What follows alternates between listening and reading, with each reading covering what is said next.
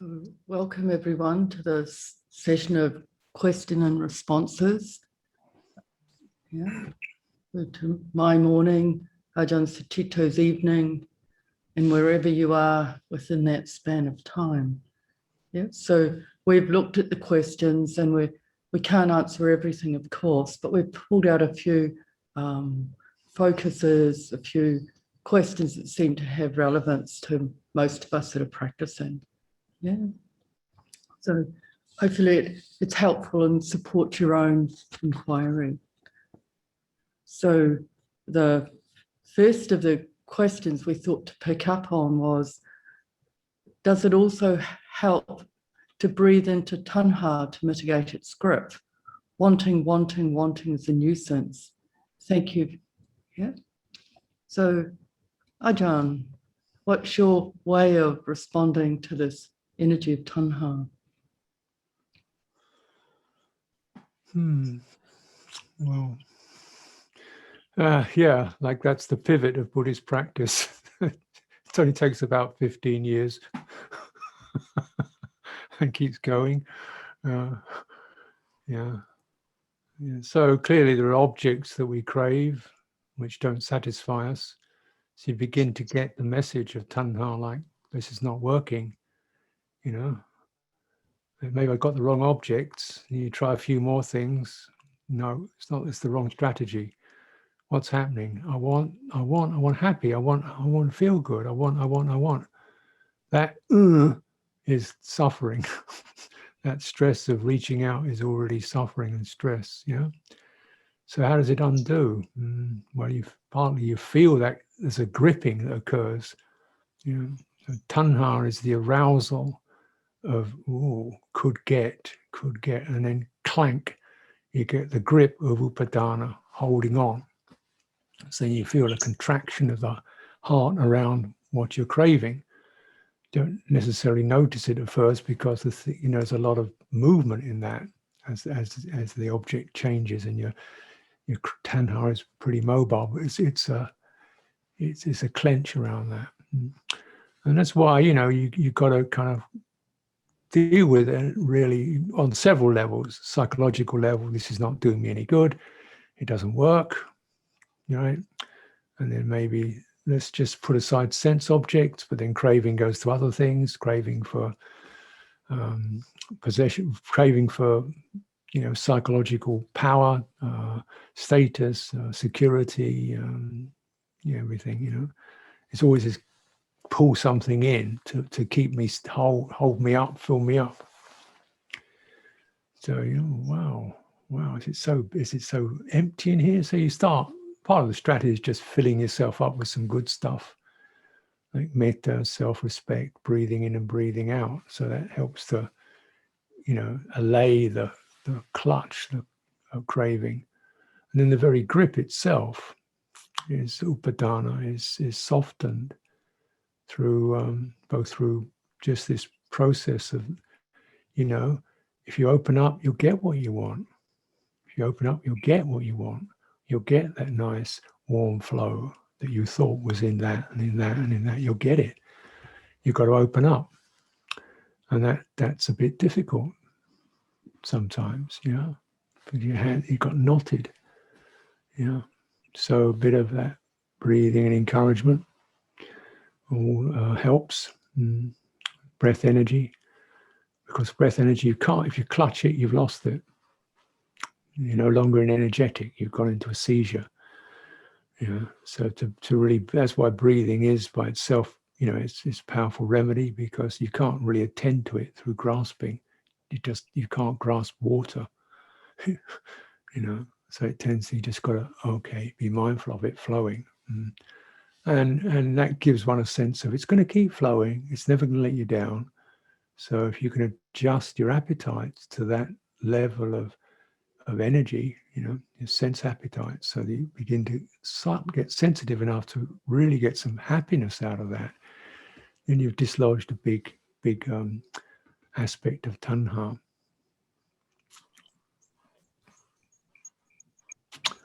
That's what I say in brief. It takes a bit of doing, but that's what I say in brief. And yourself, Willa? Yeah, very much like you are, John. And, you know, in the sense, really being able to really recognize the energy of it, you know, like in this question, that kind of wanting, you know, it's a kind of, it's a movement to lean out on something else. And so, you know, as you're saying, one of the really helpful things is to get so that we're actually able to be self-supporting. Well, there isn't a self, but energetically we're here. It's not like we're some kind of starving thing needing filling up. And sometimes, particularly at the beginning of a time of practice, I'm really aware of the different kinds of food the mind, the system seeks. You know, so clearly there's the hunger of physical food, but there's this tremendous hunger for sense contact that needs to be understood, and the kind of hunger to do. Yeah. And for me, sometimes it's just recognizing that's enough to let it relax. You know, there's been here there's much to do, you know, gardens, stuff, things coming down the line, but to keep even in that the doing, to be not doing it from that kind of anxiety that tanha can have. You know, so as we live our lives, to be keeping relaxing. Yeah, there's this to do, that to do, because here we are alive with bodies, yeah, and so there are certain responsibilities with that, but not to be living from that energetic of the kind of poverty energetic. Yeah, actually this moment is enough. I do what I can and take nourishment from that simplicity of focus in a way. We live generously, we live well, and we just let some of these energies quieten. Because the tricky thing is, if you feed them, they just start getting more and more unwieldy. So you just, oh. And you know, many of us have to spend a lot of, you know, with work, time on screen, time answering things. So the whole mind is used to having to cope with a lot of sensory input. And what's it like when you sit down and all that external quietness. There can still be that movement to lean out. And we just are really compassionate and kind with that. Oh, you can just rest here. Just rest back, let the whole thing go. And so that's why regular practice becomes so important, that we actually are really constantly attuning to what it feels like to come out of that agitation. Otherwise, And we it's can. something to rest into. Also, Yeah, that's why the breathing is good. Yeah, absolutely. mm-hmm. So that's what I would say. So, you know, we can do it on the cushion, but it's about really noticing this energy in our life and not believing it. Yeah. Yeah. Actually, here we are, you know, with alive, blessed, and to really connect with that. Yeah. And it's a whole, of course, it's really where the work is in practice, you know, to understand this kind of energy that comes from delusion of separation. If there is anything out there I can get. Wow. So to see that. We can keep coming back to it in terms of practice over the retreat. It's so fundamental, this dynamic, isn't it? Yeah, and I think it's also important to not feel guilty about it, like, you know, you're a nasty, grubby person because you got some tanha, you know. Like, you know, we got a whole kind of guilt thing ready to fire on anything that seems less than utter spotless purity. We run a guilt trip on it, and it just doesn't do any good. It's just been actually pragmatic. That's the way it is. So, like, let's get onto it. Let's stop banging about, you know, wailing about ourselves and beating ourselves up around it.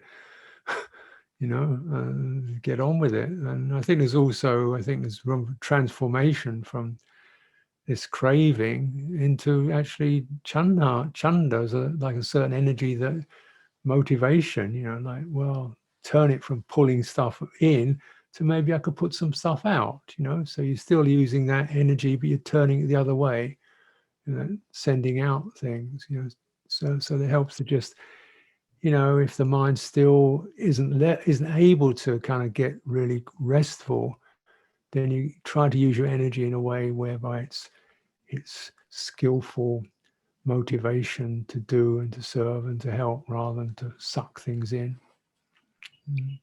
Yeah, absolutely. And it feels almost like it's a stage in our development as human beings, isn't it? That there's a time when we're taking in nourishment, and then there's a time when actually the gesture is one of compassion, bestowing, taking care of. Mm-hmm. And it has a very different energy, doesn't it? Mm-hmm. So, yeah. So maybe we move on, and the next question that we thought to attend to is really about, and I won't read the whole thing, but really about states of calm and how to navigate them. Yeah. Are they helpful or unhelpful? And so this person says often when they're in seated meditation, they experience a state of blankness or not knowing. Yeah. So they're not asleep. Yeah. But they're unaware of what has happened. So they're, in a way, they're quite mindful in a way of the relationship to it, in the sense there's not clinging or desire. And sometimes it happens, sometimes it doesn't. Asking, do they need to be careful around that? So maybe I'll just say a few things and then you can pick up. But the primary, if you look in the Buddha's teaching, the primary element that's very vital is mindfulness. Yeah. If we look at the Indriya, mindfulness is a balancing factor, for faith, energy, mindfulness, samadhi, and investigation. Yeah.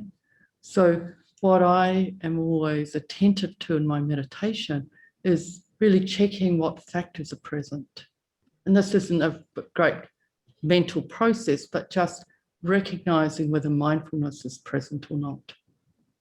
Yeah? And if mindfulness is not present, might as well be mowing the lawn, yeah, in a way.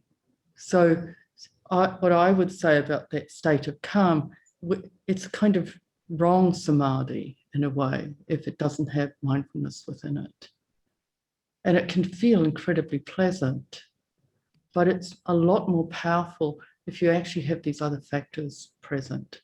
You have right energy, right effort, you have right mindfulness, you have right samadhi, you have investigation or wisdom present. Yeah. So that's what I would be checking. And in terms of my meditation, in terms of my life, this is one of the things I'm checking. Are the 5 indriya fully present? Yeah. Because they are the thing that when they come together, really to release the mind out of craving, out of ignorance. Yeah. So and we can kind of get addiction's a strong word, but these kind of numbed out states can feel so comfortable as opposed to the kind of frenetic experience we might be living in. Yeah? But what I would suggest is to get other ways of really supporting the energetic of the body, bringing calm, bringing well-being that are more nourishing. So rather than switching off, switching on, yeah?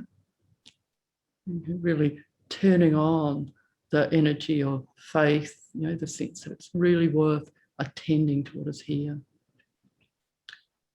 And, I often think, because one of the monks at Chithurst used to talk about it a lot, that Ajahn Chah said to him, do you want to be like a chicken?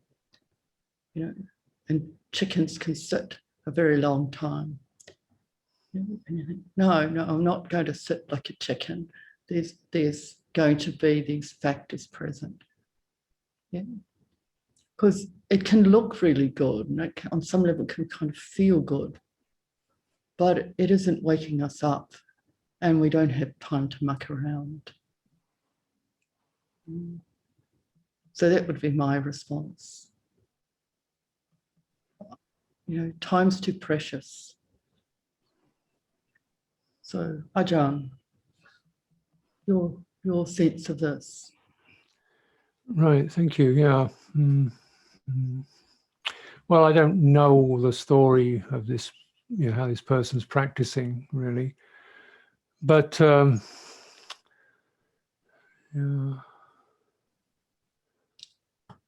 You see, calming the mind is really rather later in practice. You know, the first thing we do, we soothe the body. So you're always coming through this body experience to keep the chitta tethered to the body so it doesn't just drift off, because there's a lot of places the chitta can go. Your awareness, okay, chitta, your heart, your awareness, your center of mentality, where that can go lots and lots of places, really far out places, fascinating places, grim places. The cosmology is vast.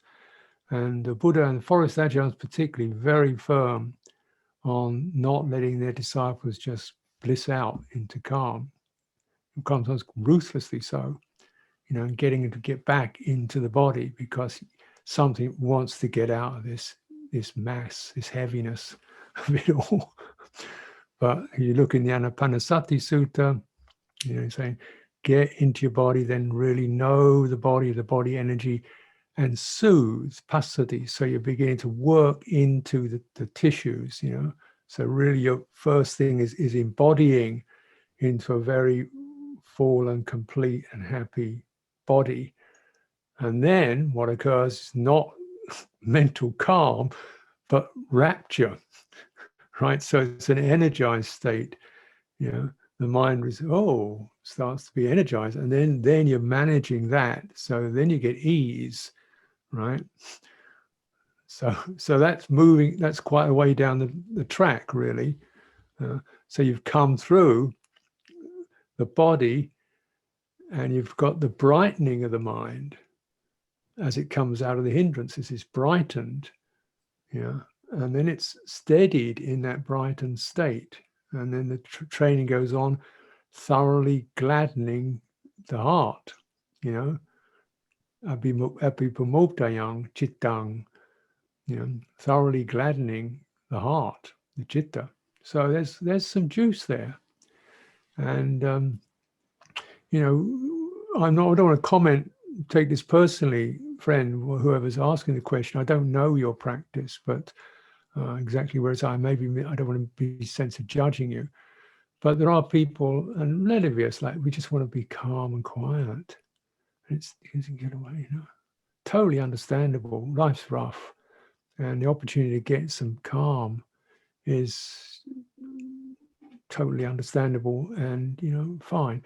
But it's a little bit more subtle than that. You've got to be a little more patient than that, you know, because otherwise you get into these states where no wisdom can arise. No skill arises. You just go into something, but there's no skill. There's no ability to work with it, to refine it, to steady it, to investigate it. Your wisdom faculties have just gone to sleep. It's called stump samadhi, they call it, forest tradition. So, you know, when their disciples would go off on this and say, okay, you just got to do walking meditation and contemplate hair of the head, hair of the body, bones, nails, teeth, skin. You know, get there. I mean, it's that kind of thing. So, you know, I know myself in certainly in living in monasteries, this calm thing, people just kind of, you know, the kind of certain lack of lack of precision, lack of real finesse in it. So be careful of that. Withdraw from that, and if you're in that, withdraw from it, and just start. Do you have a body? Let's just feel the feet, the knees. It sounds stupid, but get there, and then begin to generate goodwill and directing breathing energy into the physicality of the body, and then you've withdrawn, but you're on the right track, and that track will take you to a calm in a more fruitful way, in a way where you bring your skills with you. Thank you. Yes, it really is a case of bringing the skills we've cultivated into the meditation, isn't it? Yeah. Okay. So maybe we keep moving on, as there are a lot of questions coming through. So this one, Ajahn, can you run through a scenario on treating a recent cancer diagnosis with love and how that might work? So many approaches to cancer set it up as a war. I do not wish to do that. Indeed. Fighting cancer. Yeah. A friend of mine who had terminal cancer, so he passed away of it, and he used to talk about it, and he said he didn't want to miss the occasion that the cancer had given him. He wanted to show up for the occasion that cancer had given him. Yeah, and his was terminal, and he knew it was terminal. And he said, I want to show up for that. And I said, if I hadn't trained in this training, I wouldn't have been able to show up for it.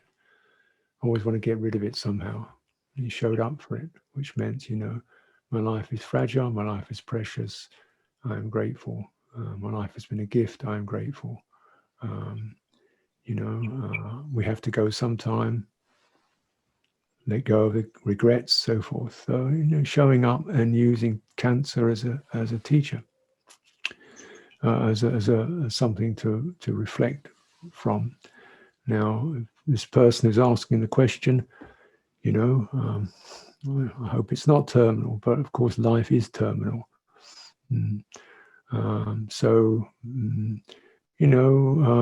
Not getting that sense of fear and closure, and as if your body is killing you. You mustn't be at war with your body. And have that feeling of the body has somehow let you down, or why is this happening to me? I don't deserve it. I shouldn't be this way. Those negative energies can't do your body any good, certainly can't do your heart any good. And perhaps this is an occasion for generosity and gladness towards the body. And, maybe that is helpful for the physical condition. And we know the piece we can save, which is the heart. And that's the thing we can save. So this must be our priority. Thank you.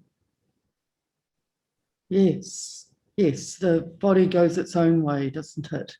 And we take what care we can, and there needs to be tenderness in that. But it really is the heart we're working with and looking after. And I've, in my work in palliative care, I've seen a lot of people, with diagnoses of different kinds, and in most cases they're terminal. And what was so undeniable was the power of love. Yeah. So, and the great mystery of love.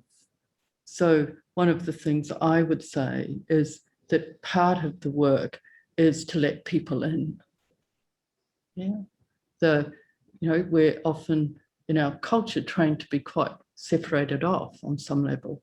And one of the, I guess, lessons of these kind of experiences is to let the love in. And to really do the work of letting go of anything that obstructs that. So we're really working here. And we know that it really is an occasion, in fact, a call to be with what is most important, most precious. And the most precious thing is our love and our connection.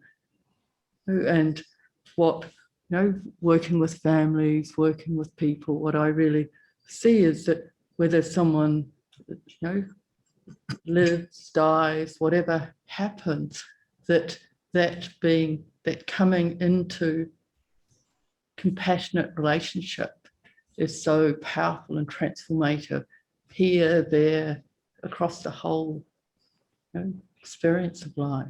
So that would be my thing, is make sure you're letting others, letting life, letting the natural world in as a support, and part of you actually blessing it. Yeah. Our life is a gift, yeah. And we keep, in a way, giving our life energy until we don't have it. Yeah. But there is, in the workplace I was in, the team were really, really disturbed by this war metaphor that's so often used in obituaries. They lost their fight with cancer or whatever, and it's just crazy. So it's good you can recognize that the kind of unhelpfulness of that kind of metaphor and way of relating. There's enough war out there already, I would say. So none of us wants to add to it, do we? So, yeah. So may you be well, and may this diagnosis be something that just gives an occasion to really strengthen your alignment with what is important, and then that you can live from that place for a very long time.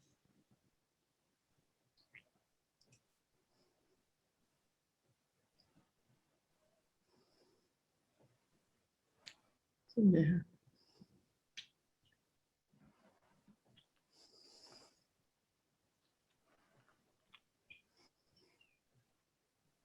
Maybe we'll keep with the flow of the questions. Some of your questions are really poignant, so thank you for inviting us into your experiences. The next one is about how to develop the middle path of observing the mind between suppressing thoughts, memories, and reacting to them during meditation and daily life.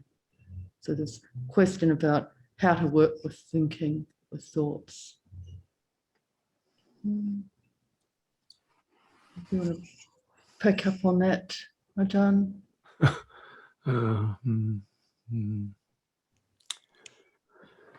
Yeah.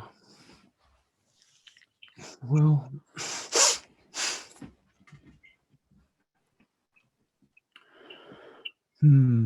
relationship to thinking as you meditate, and first of all, we very much are on the thinking vehicle as our main leader in our life, as our guide, and that's very much the education, isn't it? Get your thinking straight, and read, write, get brilliant, get good, effective. That's how you earn a living. So you very much are identified with that that energy and that intelligence, and it's an intelligence. It is an energy. But of course, it doesn't take you to anywhere restful or stable or comfortable. It can be, because it's just an organizer. It's not a satisfier. It's not a nourisher. It's an organizer. It's the idea is it organizes you to get to the place of nourishment. By itself, it can't nourish. It's not its function. So we want to ideally, take it to where we can get the nourishment and say, "Thank you, thought. That's enough. I'm fine now. You can go and take a break." But of course, it gets locked in. So we don't want to be suppressing thought, because you can use it. So you generally use it for recollection for example. So which is steady, slow thought. You know, I'm of the nature to age. How's that? The Buddha is my guide. How's that? May I be well. How's that? Using it to take you to a place of meaning that you can linger in. Lingering in. Thought doesn't linger. Take it to a place and try to linger in it. Yeah. And if that's difficult with mental stuff, then take it into your breathing. So here's a breathing, tracking long out breath. I can think long out breath in about a quarter of a second. Long out breath. Done. Next. But to actually long out breath, out breath, out breath, out breath, out breath, out breath. Then eventually the breath says, okay, thank you, thinking, I've got it. I can do it myself now. And your thinking just gets lighter and lighter and lighter because you're replacing the guiding vehicle of thought with the guiding vehicle of the breath. The breath is giving you a line to follow. You get something to hold on to. And it's taking you to a place of where, oh yes, that's some comfort there. There's a release there at the end of the out breath. There's some nice fresh energy coming in the in. But then thought, really don't need that. Maybe just a little bit to keep me on track. So that's the fundamental strategy of mindfulness of breathing. And you start trying to suppress thought. It's just you're chasing. It's like a dog chasing his tail. You just go round and round in circles. It's just you give the dog a bone and it will settle down. So you give it something to get onto, and and then you haven't killed a dog, but you've trained it, and you say, okay, now, doggy, let's do some investigation. How's this? How's that? And then you've trained it. You haven't put an antagonistic relationship to it.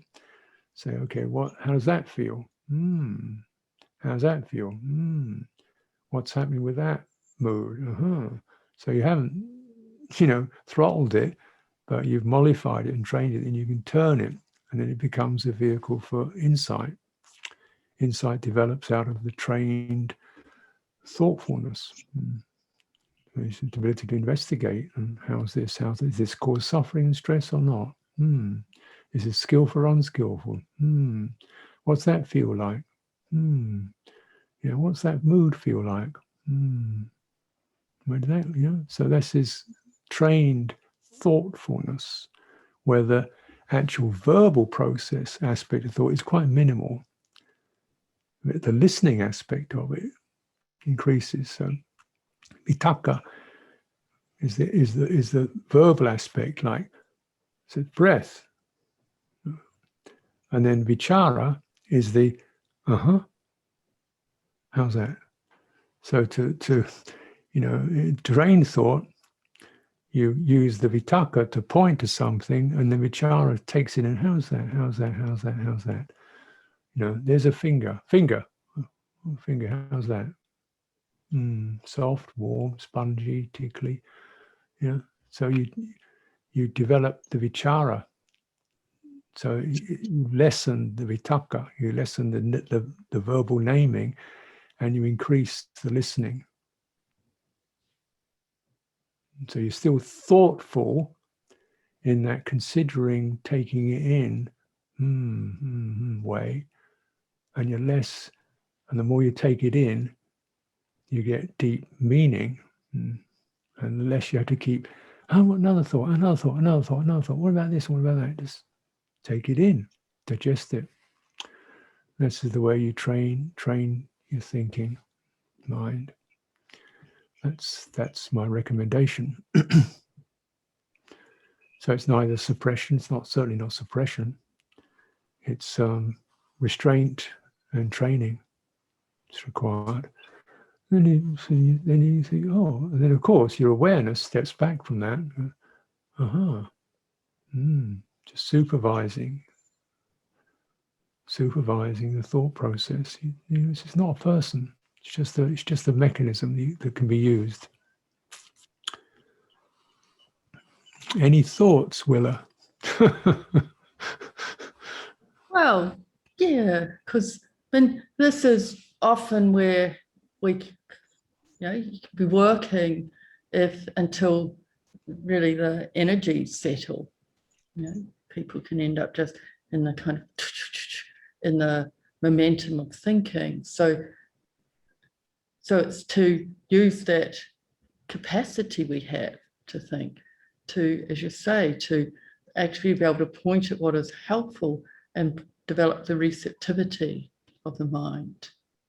And thinking, I often come into the kind of ways the Buddha talked about working with it, because of course they were thinking then as well. And he had a beautiful sutta, the Vitakasantana Sutta in the Majjhima, which talks about the 5 ways. Yeah.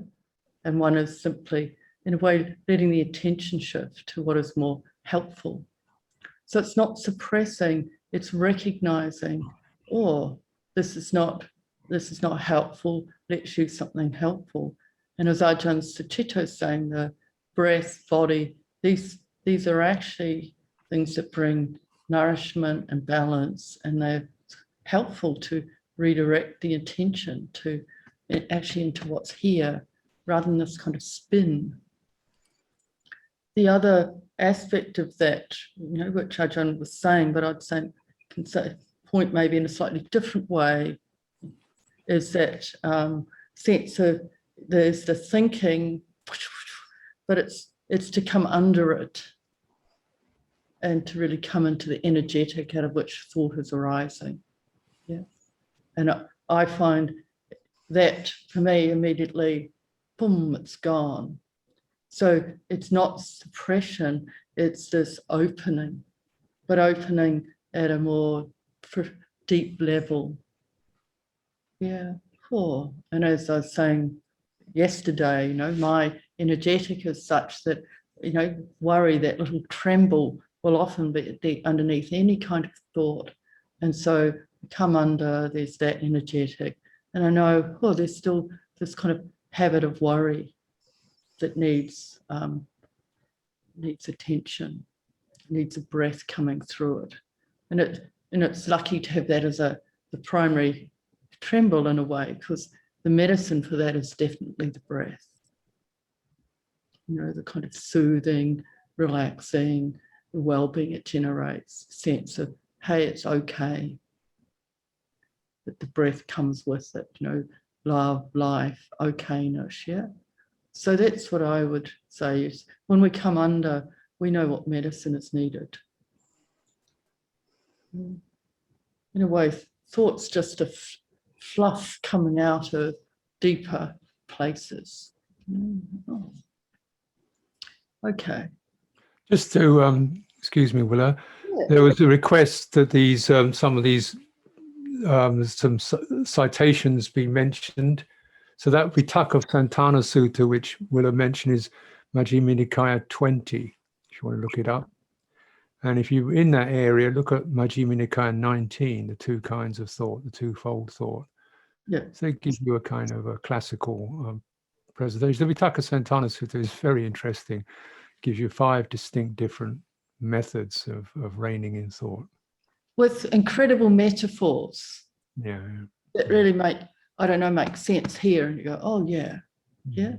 Mm-hmm. So good. Yeah. Thank you, Ajahn, because if you can, I find it really helpful to take myself back to some of the suttas themselves, and you go, oh, partly because they're so beautiful. Yeah. And that can also be lovely. You sit here and you're connected really with the word of the Buddha, the beauty, the fact that, he offered even ways of working with thought out of compassion. Yeah. Once again, we're not on a self-improvement plan. We're just trying to allay the dukkha here. So should we keep moving here with these? Just to add a footnote, it's so significant because the way your thought operates is often the way you speak. So even training oneself to speak in a like, rather than, you know, rather with this sense of listening to yourself, and is that right? And so it's a whole cultivation, the verbalizing process. So Perfect. it's the footnote. Thank you. After more than 20 years of practice, I'm encountering doubt for the first time. I sometimes feel disorientated, as if I've forgotten how practice worked all those years, those early years. My response is just to keep practicing and trust in the process, but I would welcome any perspective you can offer. So, doubt. What do you think, Ajahn?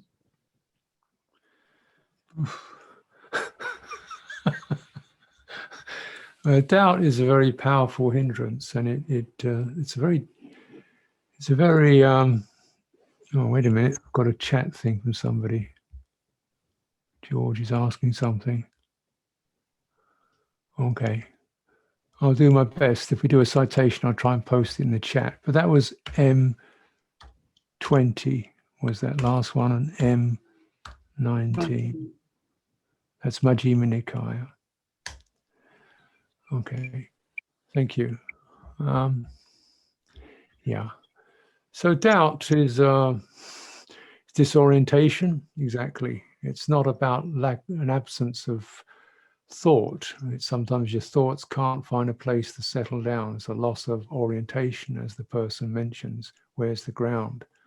And it's a dangerous one, because it can corrode one's faith, one's sense of purpose and aspiration, and, you know, confidence. And I don't know where you've been for 20 years, friend, but most of us start with some, okay, do this, do that, do this, do that. You know, as you practice, do this, do that, do this, do that. You know, you're very much, this is what I was doing, you know, do this, do that. Similar technique, focus on this, focus on that. And then you know, quite like that. And I call it the practice of lines. It's very linear. You've got a definite sense of structures you go through, and it's quite, you know, rationally conceivable. Do this, do that, do this, do that. Focus on this, pay attention to that. Yeah, and yeah, that's good. Certainly, you get some attentiveness, and you begin to weed out the impurities. But there's a point in which the citta almost begins to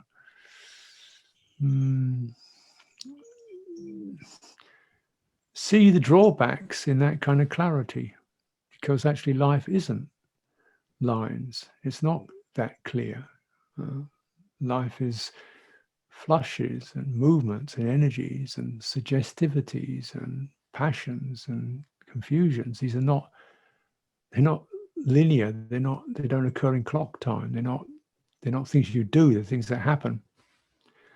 And the more that we cultivate, then our doingness in practice is partly, it's the apprenticeship to build up the skills to operate beyond the doing, you know, operate when we're just being, you know. So this is what it feels like to be ill. What's the practice? There's no system in practicing and being ill. Illness is a practice. You've got to meet the resistance and the confusion and the feeling of despond. You know, there's no 1, 2, 3. No technique in it. You know, here's the feeling of bereavement. You know, there's no technique for that. You just sort of open to it. And what I'm supposed to do? Well, what you're supposed to do is feel the feeling as a feeling, yeah, and not proliferate around it, and be mindful of it. So life itself is increasingly less linear and structured, and more questions of almost colors and tones and pressures and pushes and energies and emotional surges and emotional barrenness, What's it like when there's emotional barrenness? You think, where do I go? I just feel worn out, nothing happened. Well, yeah, this is the time when we pause and we take refuge, and we have to almost wait in our barrenness and begin to develop, let that teach us compassion. It seems to me, humbly, personally speaking, yeah, I no longer have a practice. You know, it's just in a way relating to what arises. Yeah, you know, it's relating to what arises and letting it teach me to be more modest, or more not to jump to conclusions, or not to take over something, or not to, you know, zone out of experience. You know, go fuzzy on experience, to be present with experience and let it teach me. You know, it becomes something that is teaching me to be, you know, steady, patient, and so on. So that, you know, and naturally that does me, yeah, of course I'd sit still. And of course I breathing in and out. You know, that's my entry channel into the depth zone. And then it's just, whoa, this is tiredness. This is fatigue. This is a sense of, you know, anxiety. Okay. How's the what's the way of relating to that? Where's the meeting place with that? Okay, it's like this now. Yeah. So, you know, it's like you're learning to play the violin, and then finally the music comes, and it wasn't the tune you wanted to play. So it is disorienting. Get used to it. Because, you know, get used to disorientation, because that's where we live. And that's that. You know, sorry, I don't want to be kind of flippant, but I live in disorientation, and I'm not proud of it. But I try to, you know, meet what arises, even when I sit and meditate, and then stuff begins to let me go. It doesn't implode. It starts to say, okay, you know, you're not fighting, you're not struggling, you're not proliferating. We'll let you go. And you move to the next thing that arises. And I have no doubt in that, because doubt arises from thinking. You know, when you're trying to measure things, there's a right, you know, you can measure things as this or that or this or that, but some things you can't really measure like that. So you don't have doubt, because it's what happens. There's no doubt about that. And it's just looking it straight in the eye, you know, instead of, well, where's the clarity? Where's the clarity? Look at it straight in the eye. Look at the fog from the heart and the resistance to it. You know, and it begins to let you through. It begins to let you through once you've met it. That's my biography. Yeah, it is a kind of biography, isn't it, Bante? Because it's something that in a way practices these processes in it. And there are times when, yeah, we really know what we're doing, and other times when actually, yeah. And one thing, you know, that reading it, hearing it really made me think of, you know, even when we take the refuges, take the precepts, we affirm the refuges. In a way, you could say the sense of taking refuge is the ground out of which practice can arise. Yeah. So really coming back to that sense of, you know, there is this capacity to awaken, you know, there is this practice path, you know, there is this teaching, there's this community. Yeah. And in a way, letting these perceptions be washed through the body and mind. Yeah, I think in terms of medicines myself, and to use this kind of fundamental ground that we all share as a medicine. And I was thinking, after 20 years, now what's been happening? And here we are, apart from in New Zealand, most of you have been in your separate little boxes. We've had the great good fortune of being able to stay present, physically present with each other. And I was thinking, what's it like when you're no longer in the animal body resonance of other people who are practicing? Yeah. Because there's something really powerful, as you know, about sitting with other people. Yeah. So I wonder if, there's sense of the shift to doubt is something too about that. A loss of connection with the kind of great vehicle in which you sit of all of us, yeah, over time and space. And so, it may be about also really making that feel very real and present. Yeah. So it's again this refuge and community of practice in your own capacity to awaken. Before Sucitto and I met, we met briefly just before this, just to see where things are up to. And we were kind of laughing about what monasteries allow in terms of doubt. Yeah. And because you're in a simple space with kind of natural space, certainly at Chithurst, there's a lot of disintegration you can allow. You just know you have to put your sitting cloth down, you have to do this, you have to do that. And there's some great benefit in allowing times where things are so simple that you can let the kind of unwinding happen.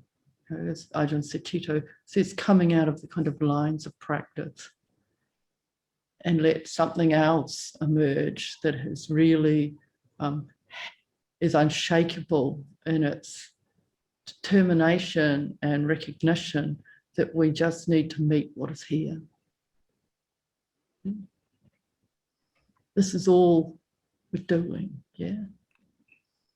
And it doesn't have to look any kind of way at all. So maybe having something a place, a time where there's that opportunity to really just relax into the natural world, into simplicity, and let something just realign itself a little. It seems to be part of the movement of practice, yeah? This movement out of lines, out of form. So, yeah. Yeah, exactly. We kiss the frog of our chaos.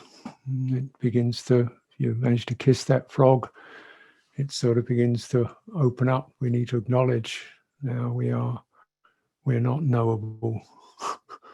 We're not linear creatures. I mean, it's this mystery, and it frightens you sometimes. But if you embrace it, it says, okay, you've seen something. You can move through, and you move through lighter. Don't carry so much hardware of practice in your head. Yeah, all those notions about what it's supposed to look like start to soften. Yeah, absolutely. Because certainly they can bring up the doubt of, am I doing it right? Is this working? Yeah, let that soften.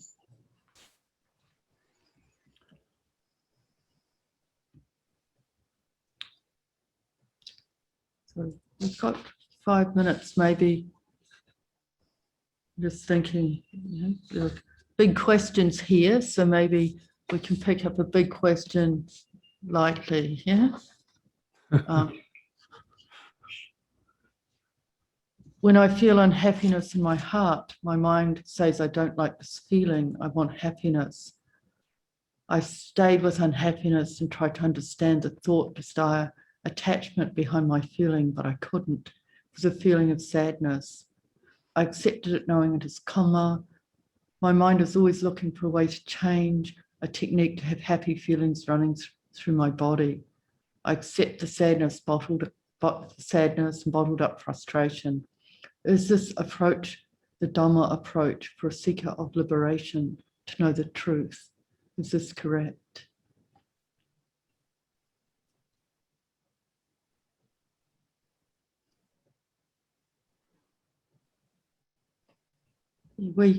Maybe a brief comment from me. It kind of resonated with something that an experience I had ages back, long before when I was still practicing in lay practice here with the monastery here, before Thailand, India, England, whatever. And I had this experience of where it was clear I'd asked this question that was about wanting happiness, yeah? And then the response was, the Buddha will teach you about suffering.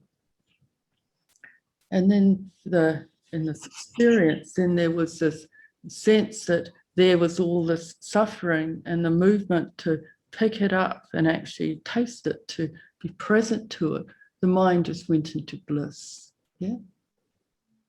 And which was really sustained. And what it really left me with is, we don't have to be frightened. Our work is actually to meet dukkha, to meet unhappiness. And that very meeting, coming out of running, coming out of stress, we're coming into the Four Noble Truths and into the release out of dukkha. So, it's lovely to hear your movement to really want to meet what is happening. And it's about us, in a way, getting enough strength of heart to actually be just fully present with what is here. No panicking, no wanting it otherwise. This is the path, isn't it? So acceptance, I would just make sure in that it wasn't had no resignation in it, no negativity in it, no, a kind of just have to put up with it. Rather that there's a sense of the heart being fully willing. Once again, the qualities of love is essential. We really love what is here, whatever it is, whatever form it's taken. So, a brief little answer there. Anything from your part, Hajan? Well, it's, happiness is like love. It's a word in which many things can be packed into that. And sometimes the Buddha says, I teach pleasure. I teach the pleasure of renunciation, and the pleasure of freedom from guilt. So yes, there's a kind of happiness which is the happiness of the relief from the pressure of grasping and the corruptions. And that's a happiness that comes through doing something, through letting go of something. So it's called a higher happiness. So the line is, you let go of a lower happiness for a higher happiness, but you don't know the higher happiness is there, because that's not letting go. That's trading. So if you let go, you mean, okay, I let go of that, and oh, I feel better. That's interesting. It's coming from a different place. And so when one feels this unhappiness, however that is for you, I don't know really, but I can imagine, if I listen to that, I can imagine myself, oh yeah, this unhappy person sitting there, And you know, looking at that or regarding that with a big heart, with a sense of, yeah, you know, I'm not saying you're silly for wanting happiness, but unhappiness actually it teaches you quite a bit. You know, the kind of ordinary happiness doesn't go very far.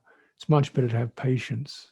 Patience is much better long-term fuel than ordinary happiness. Ordinary happiness is pretty lightweight. Patience takes you much further.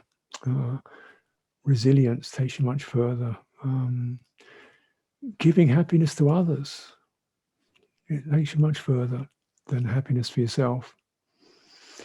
Yeah, it's just being pragmatic. It does, you know, giving happiness to others or trying to do that gives you much better results and much better rewards than, you know, that kind of self-cherishing. That's sort of happiness.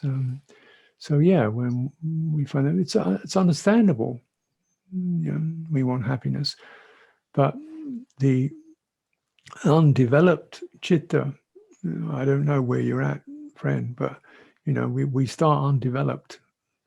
Obviously, undeveloped chitta doesn't really understand this happiness which is big and peaceful, and it's better than this happiness which has to be fabricated and held on to. And often making that change is a little bit tricky, a little bit edgy, you know, to face up to the feeling of starvation and deprivation, not getting what I want. Be patient. Be patient. You're still breathing. Be patient. You're still breathing, and chitta will. Oh yeah, that's bigger than that, and then eventually that bigness feels pretty supportive, and you start to feel happy through that. That's right view, coming to the bigness. Okay, so that's kind of what I'm saying, and maybe some of that resonates. And you know, Willa said perfect sense too. So between us, yeah, we've given what we can at this time. So thank you all, and thank you all for your questions and presenting yourselves. You know, being courageous and presenting yourselves in your depth, in your intimacies. And it's lovely to be in dialogue with people who are showing up to tell the truth. Tell the truth. It's wonderful. It's an honor to be in dialogue with people who are telling the truth. You know, keeps this retreat very much alive. I appreciate it. So thank you. And thank you, Willa, for stewarding this, because this time and I'm frankly, this old body, this old brain is a little bit fagged. So, you know, I really hope somebody can just take my hand and lead me into the next question. Welcome. That's why it's a tag team, you know. Waking up to my morning and you're at the end of your day. So yeah, and I echo appreciation for the questions coming through. It, in a way, it helps certainly keep me orientated to, you know, what may be helpful. So let us leave some of you to go to bed and other of us, you know, to get ready for the day. So okay. That's it for me for the next few hours, and hope to see some of you in your end of your day, which will be the beginning of mine. Yeah. Take care.